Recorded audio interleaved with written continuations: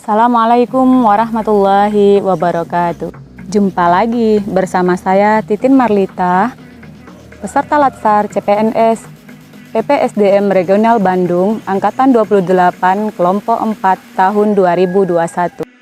Video kali ini dalam rangka memenuhi tugas dari Bapak Jeffrey Cahyonugroho selaku pemateri dari agenda 1 tentang analisis isu efektivitas kinerja individu berdasarkan tupoksi masing-masing. Isu yang saya angkat di dunia kerja saya yakninya tentang keterbatasan pembelajaran jarak jauh selama saat pandemi COVID-19. Karena ini merupakan sebuah trending topik yang memang pada dasarnya sangat membooming sekali pada dunia pendidikan akhir-akhir ini. Saya selaku tenaga pendidik, banyak hal yang tidak lagi sesuai dengan apa yang saya harapkan. Yang pertama, saya melakukan identifikasi masalah atau lebih dikenal dengan pra-analisis isu kontemporer. Berdasarkan lingkungan tempat saya bekerja, yang pertama, rendahnya minat anak dalam mengerjakan tugas yang diberikan oleh bapak dan ibu guru. Kurangnya perhatian dari orang tua, sehingga anak-anak berisiko kehilangan pembelajaran atau dikenal dengan learning loss. Sedangkan yang kedua, KKM tidak lagi menjadi tolak ukur kemampuan peserta didik dan tidak sebagai penentu kenaikan dan kelulusan, sehingga capaian hasil pembelajaran semakin menurun. Sedangkan yang ketiga, pra-analisis isu kontemporer yang saya temui, yakninya keterbatasan pembelajaran jarak jauh saat pandemi COVID-19. Sini saya menggunakan teknik analisis isu menggunakan APKR, aktual, problematika, kehalayakan, dan layak. Yang pertama, rendahnya minat anak dalam mengerjakan tugas yang diberikan oleh guru, kurangnya perhatian dari orang tua, sehingga anak beresiko kehilangan pembelajaran atau lebih dikenal dengan learning loss, itu termasuk kategori tidak memenuhi syarat. Kan yang kedua, KKM tidak lagi menjadi tolak ukur ataupun kemampuan peserta didik dan tidak sebagai penentu kenaikan dan kelulusan, sehingga capaian hasil pembelajaran sangat menurun. Nah, ini juga tidak memenuhi syarat. Kan yang ketiga, yakninya keterbatasan pembelajaran jarak jauh saat pandemi COVID-19. Nah, ini termasuk memenuhi syarat. Analisis memilih keterbatasan pembelajaran jarak jauh saat pandemi COVID-19. Nah, ada 4 hal alasannya. Yang pertama adalah aktual. Apa itu aktual? Terjadi pada saat ini dan memang menjadi trending topik di halayak ramai. Yang kedua, yakninya problematika. Problematika ini adalah isu ini memang memiliki pengaruh pada banyak dimensi kehidupan masyarakat, sehingga menimbulkan berbagai dampak dari setiap aspek pelaksanaan. Sedangkan yang ketiga, yakninya adalah kehalayakan. Isu ini ada dan nyata dalam kehidupan sehari-hari. Nah, pada dasarnya bisa dipecahkan dengan pemikiran yang realistis dan inovatif. Sedangkan yang keempat, analisisnya yakninya adalah kehalayakan. Banyak masyarakat yang mengalami dan sangat mempengaruhi hajat hidup mereka. Itulah 4 alasan saya memilih tentang yang namanya analisis keterbatasan pembelajaran jarak jauh saat pandemi COVID-19. Analisis sampai ke akar masalahnya, saya menggunakan analisis Fishbone.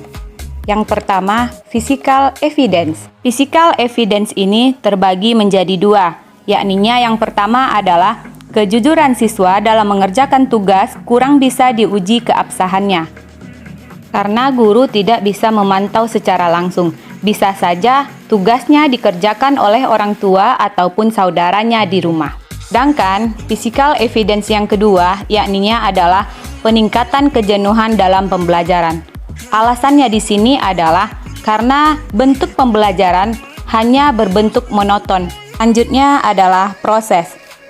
Kurangnya komunikasi antara guru dengan orang tua dan siswa. Apapun masalah pembelajaran yang ditemui oleh anak di rumah, itu tidak bisa langsung dikoordinasikan jalan penyelesaiannya bersama pihak guru. Selanjutnya, bagian dari proses ini adalah kurangnya efisien waktu pembelajaran. Ini adalah bukti nyata, pasti. Apa alasannya? Yang biasanya pembelajaran tatap muka itu anak-anak belajar di sekolah sampai 12.30. Sedangkan pada saat pandemi COVID ini, anak-anak hanya menerima pembelajaran dari rumah dari pukul 7 hingga pukul 10. Nah, mereka pun hanya mendapat materi dalam bentuk file ataupun berbentuk video. Dan video itu tidak sesempurna bagaimana guru menjelaskan pada saat pembelajaran tatap muka dilakukan. Analisis yang selanjutnya adalah people. People ini terdiri dari 3. Yang pertama yakninya adalah guru kesulitan mengelola pembelajaran jarak jauh. Ini bisa saja disebabkan kurangnya kemampuan guru dalam menggunakan IT. Selanjutnya people yang kedua, guru kesulitan menentukan nilai murni. Sebagaimana dengan physical evidence tadi, masalah yang namanya kurangnya tingkat keabsahan dari tugas yang dikerjakan. Begitu juga dengan menentukan nilai murni. Merata ketika dijumpai di lapangan, ketika kita mengidentifikasi bahwasanya merata anak yang pada dasarnya betul-betul mengerjakan tugas, semuanya mendapatkan nilai 100. Karena itulah alasannya guru sulit untuk menentukan mana yang nilai murninya. Selanjutnya, people yang ketiga, kurangnya pemahaman orang tua terhadap TIK. Salah satu pembelajaran jarak jauh, stakeholders yang termasuk adalah orang tua. Orang tua mempunyai peranan yang sangat penting pada saat pembelajaran jarak jauh tersebut. Orang tualah tempat mereka bertanya yang paling pertama ketika terjadi permasalahan yang mereka tidak mampu menyelesaikannya sendiri di rumah. Ternyata orang tua tidak menguasai ilmu TIK. Selanjutnya, fishbone yang keempat adalah phrase. Phrase terdiri dari 3 bagian, yakninya antara lain, tidak semua siswa memiliki HP. Nah, ini juga merupakan hal terpenting dalam melakukan pembelajaran jarak jauh. Selanjutnya yang kedua adalah jauh dari jangkauan jaringan. Jaringan merupakan support system dari pembelajaran jarak jauh tersebut.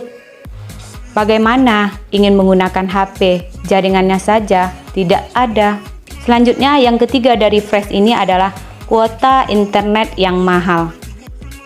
Sebagaimana yang tadi sudah dijelaskan bahwasanya tidak semua siswa memiliki latar ekonomi yang mampu. Dari 4 fishbone analisis tadi, karena itulah pada dasarnya dikatakan keterbatasan pembelajaran jarak jauh pada masa pandemi COVID ini. Sedangkan alternatif pemecahannya yang saya ambil adalah teknik analisis SWOT yang saya tuangkan dalam bentuk tabel. Analisis SWOT ini terdiri dari 2. Yang pertama, internal, dan yang kedua, eksternal. Golong ke dalam internal, yang pertama adalah kekuatan, strength. Motivasi guru untuk mengajar itu jauh lebih tinggi. Yang kedua, SDM tenaga pendidik yang profesional serta komponen menguasai teknologi. Dan yang ketiga, dukungan infrastruktur teknologi sekolah. Sedangkan kelemahannya adalah belum semua guru menguasai IT. Sedangkan yang kedua, faktor ekonomi peserta didik yang tidak merata. Yang ketiga, tingkat pengetahuan teknologi peserta didik yang masih rendah. Itulah yang tergolong ke dalam faktor internal. Langkah yang selanjutnya adalah faktor eksternal. Faktor eksternal di sini juga terdiri dari 2. Yang pertama adalah peluang, atau lebih dikenal dengan opportunity. Yang pertama dari peluang di sini adalah dapat meningkatkan wawasan berpikir dan kemandirian peserta didik dalam pembelajaran. Sedangkan yang termasuk ke dalam kategori peluang yang kedua adalah adanya dukungan dari pemerintah untuk melengkapi sarana dan prasarana sekolah.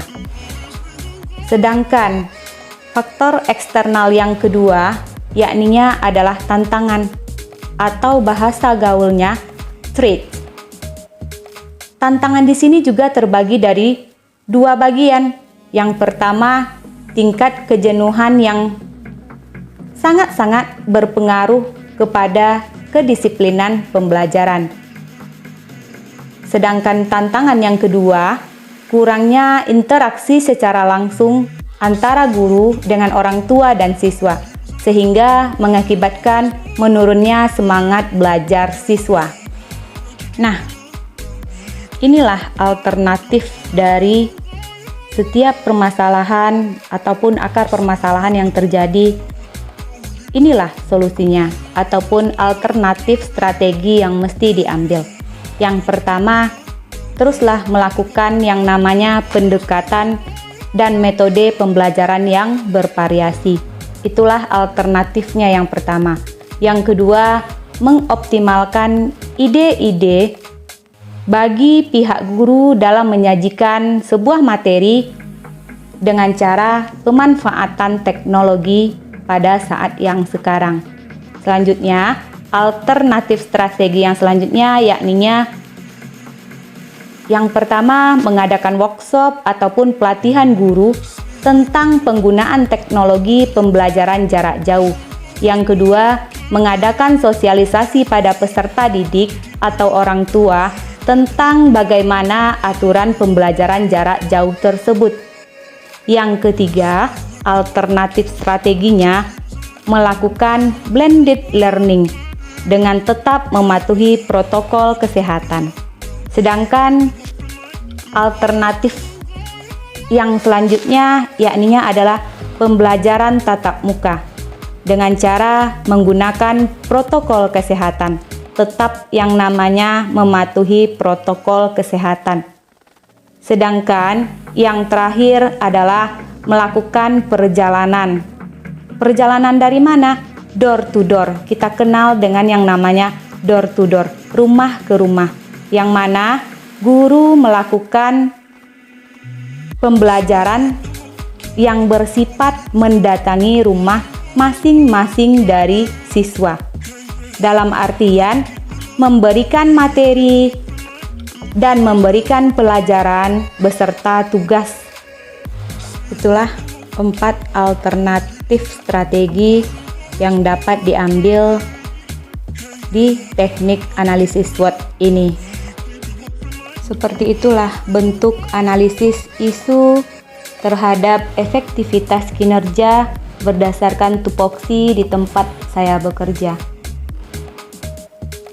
Semoga pandemi ini segera berakhir. Sekian dulu presentasi saya tentang analisis isu terhadap efektivitas kinerja. Tungguin saya di video berikutnya. Akhir kalam, wabillahi taufiq wal hidayah. Wassalamualaikum warahmatullahi wabarakatuh.